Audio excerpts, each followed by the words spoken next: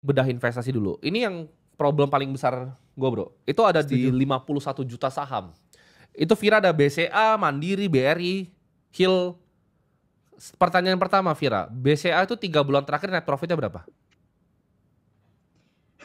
BCA-nya malah sekarang lagi turun kok. Bukan. Yang BCA lagi sebagai profit perusahaan net itu profitnya berapa 3 bulan terakhir? sebenarnya nggak ngerti, Oke. nggak ngerti sih kok. Oke, kalau kamu nggak ngerti itu, kamu jangan pernah melakukan yang namanya stock picking, Vira. Dan itu 51 juta, ada BCA, Mandiri, BRI, ada US, ada MicroStrategy, ada Apple, ada Visa, ada Tesla. Sebenarnya gini, kalau kamu mau belajar cara analisa perusahaan, kita bisa kasih kamu banyak banget ya ilmu untuk analisa perusahaan. Tapi ini untuk investor profesional. Contoh misalnya, kalau kamu pilih Visa itu bagus, kenapa? Karena itu ada network effect di sana, ya kan? Ya. Susah untuk direplika, biar itu entry tinggi, economic mode-nya besar. Perusahaan-perusahaan kamu beli itu nggak jelek, Vira. Tapi kamu aja nggak tahu net profitnya BCA. Gitu. Jadi saran saya itu 51 juta untuk segitu banyak tuh kayak Iya. Bro Kakak bilang itu namanya supermarket, Vira. Mending fokus ke misalkan mau beli BCA aja tuh. Iya, gue setuju ya. Walaupun BCA itu ada resiko misalnya idiosyncratic risk, misalnya resiko perusahaan itu kenapa-napa. Ya. Tapi BCA unlikely lah kenapa-napa. Jadi kalau kamu memang mau deploy 51 juta ya mending BCA aja, Vira. Benar. Itu terlalu banyak tuh, sampai ada Visa, ada Teslanya segala macam. Itu yang pertama, ya. Jadi simplifikasi, kadang simple is king dalam investasi. Setuju. Kamu nggak perlu ribet-ribet. Ya, kamu bikin portofolio 51 juta, itu cukup BCA aja cukup itu. Ya Vira ya. Yang lainnya likuidasi dulu semua. Kamu pilih salah satu, antara 51 jutanya itu mau BCA doang atau mau S&P 500 doang. Benar. Pilih satu. Gitu. Itu yang pertama. Karena kamu no idea terhadap saham-sahamnya, begitu kamu punya satu BCA, kamu pelajari dulu gitu. Oh, di rootnya siapa, manajemennya siapa yang ngerjain sih? BCA ini bikin duitnya dari mana aja gitu. Apakah besarnya di consumer loan? Apakah besar di corporate loan? Micro loan-nya berapa gitu. Kamu pelajarin dulu ya, tier 1 capital, tier 2 capital, tier 3 capitalnya, net interest margin dari BCA-nya itu berapa. Jadi kamu beli satu, belajar untuk analisa kalau mau jadi investor profesional, bro. Yes. Kalau nggak mau ya main beta aja kayak tadi kita bilang Alexander. Tapi kita yakin ya bro ya, Vira ini kan dokter juga di Papua, spesialis lagi. Yes. Pastinya tidak punya waktu sama sekali. Jadi gue lebih condong saran gue antara ke BCA doang kayak bro kakak bilang, betul. Atau ke S&P aja. Kalau punya aksesnya. Kalau punya aksesnya, tapi kalau nggak punya ya BCA aja udah oke. Itu yang pertama. Karena udah ada DSNP tadi. Betul. Kecil kayaknya. Kripto ini lebih sulit pasti kan. Vira ini nggak ngerti, BCA aja belum ngerti, apalagi di kripto. Jadi kriptonya ini akan mungkin gue pindahin ke equity semua bro. Kalau gue jadi Vira. Sampai bikin seratusan juta lah gitu. Di BCA aja seratusan juta itu nggak masalah. Oke. Obligasi oke, fine. Kita nggak akan gue touch karena preferensi orang. Emas juga kan perhiasan mungkin suka dipakai atau apa nggak masalah ya. Nah tabungan nih problemnya. Tabungannya kemana gitu kan.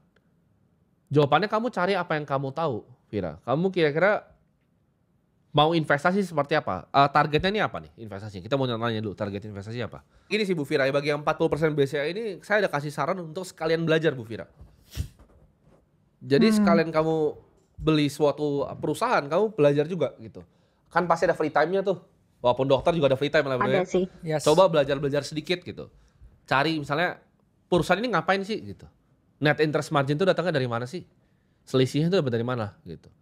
Besarnya di mana gitu, dapatnya dari mana? Oh, jumlah nasabahnya grow-nya besar nih. Padahal karyawannya tetap nih, berarti ini perusahaan yang beda nih. Terus belajarin apa sih bedanya sama bank-bank yang lain? Oh, mungkin dari brandnya berbeda. Gitu, dari pelayanan konsumennya berbeda. Mungkin dari satuannya berbeda, itu kan kualitatif tuh.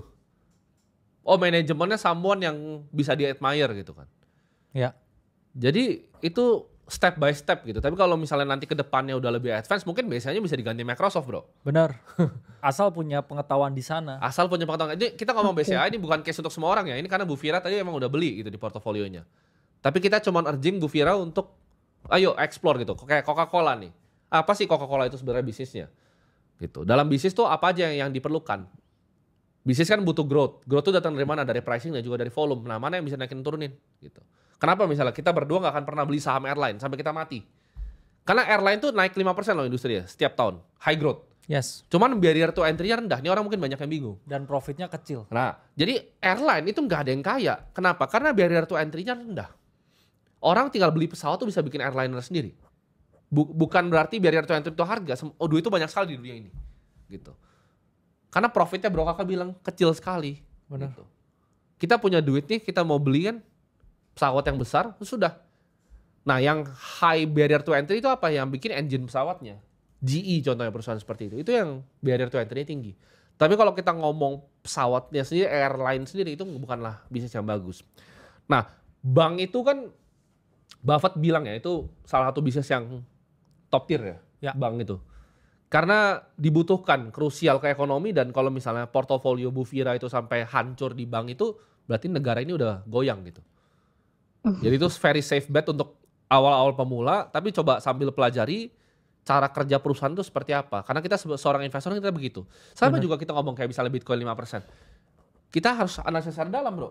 Bitcoin itu apa, sejarahnya bagaimana, cara kerjanya bagaimana. Oh gimana sih cara rapin UTXO modelnya, itu kita harus belajar semua bu. Karena kan sebenarnya investor yang baik itu nggak pernah punya mindset mereka membeli saham. Tapi mereka membeli bisnis ya bro. Ya, dalam betul. artian kalau mereka membeli bisnis itu bukan cuman kayak aset on phone screen ya. Kita misalkan ticker sahamnya apa BBCA gitu. Terus kita lihat di HP kita. Sebenarnya kita ketika berinvestasi di sana, kita kan memiliki piece of portion dari perusahaan itu. Betul. Jadi sama aja ya kalau kita nggak tahu-tahu banget ya mending kita nggak usah invest di sana. Setuju. Mungkin kalau Bu Fira ini lebih tahu emas ya mending beli perhiasan yang banyak. Betul. Iya kan? Itu gua setuju banget. Jadi Bu Fira kira-kira yang Bu Fira paling tahu tuh apa gitu. Tapi gini, emang ada yang lebih efisien contoh S&P. Itu nggak perlu tahu-tahu banget lah Bu gitu. Kalau bahkan ibu mau lebih pasif ya bisa semuanya S&P. Tapi tadi kenapa kita selipin 40% khusus untuk Bu Fira karena sekalian untuk belajar. Ya. Itu ya Bu, terjawab ya?